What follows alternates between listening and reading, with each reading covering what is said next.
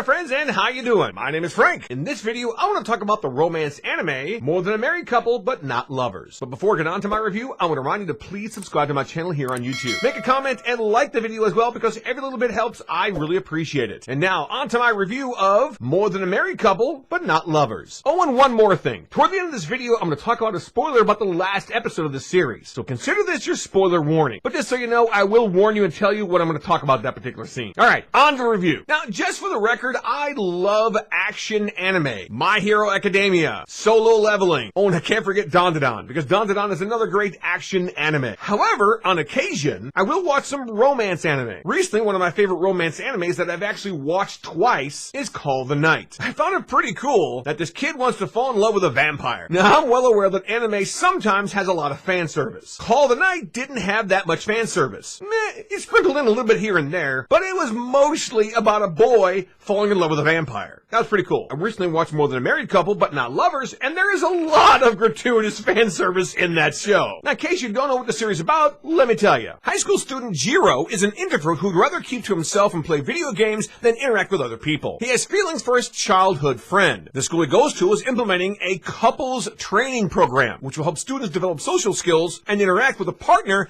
as if they were married. And they are judged heavily on how they work together through monitoring. Although there is a lot of fan service in this show, there's technically no hanky-panky going on. Despite hoping to be paired with his high school friend, Jiro is instead paired with Akari, a person who finds him repulsive and would rather be paired with the most popular boy in school instead. They later learn that if they get enough points and rank high, they can switch partners. So they agree to put their differences aside and work together so they can switch partners later. Now, like I said, this anime has a lot of fan service, but it's also a great romance anime too. Watching this series, I learned something about Japanese culture. I had no clue that you're not supposed to call somebody by their first name, especially a woman, unless they're your girlfriend, wife, or a family member or close friend. And I didn't know about this culture until I saw this anime, because Akari wanted Jiro to call her by her first name, like they were boyfriend and girlfriend. The name Akari suits you really well.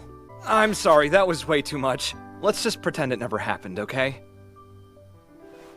No way.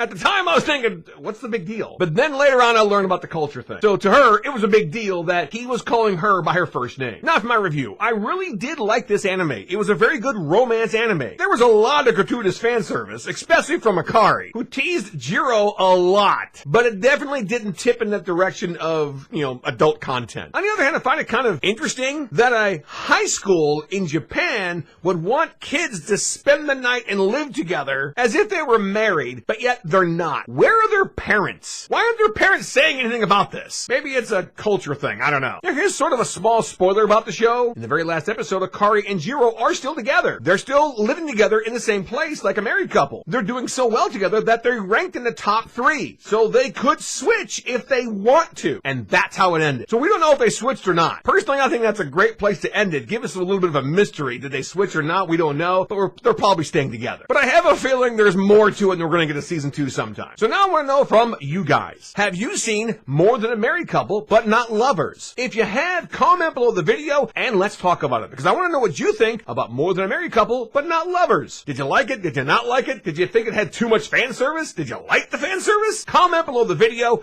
and let me hear from you. That's all for now. Thanks a lot for watching. Until the next video.